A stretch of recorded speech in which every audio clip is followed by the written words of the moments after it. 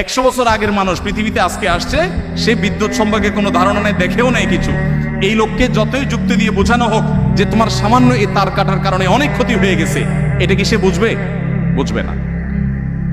আমরা যে এক জায়গায় সুইচ দিলে আরেক জায়গায় ফ্যান ঘোরা শুরু হয়, এখন তো আপনার কমান্ডে অর্ডার করা যায়।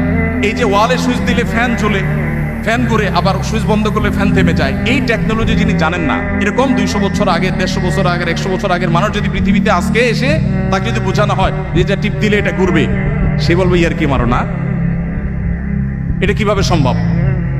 তো মানুষের টেকনোলজি সম্পর্কে ধারণা না থাকলে তার কাছে সেটা অযৌক্তিক মনে হয়, ইলজিক্যাল মনে হয়। তো যিনি টেকনোলজির সৃষ্টিকর্তা, আল্লাহর টেকনোলজি সম্পর্কে আপনার যদি আইডিয়া না থাকে, আপনি প্রশ্ন তুলবেন, ভাই এটা কিভাবে সম্ভব? আমরা একবার সুবহানাল্লাহ বললে এতগুলো গাছ হয়ে যায়, জান্নাতে এটা এটা হয়ে যায়। এগুলো শুনে আমাদের মনে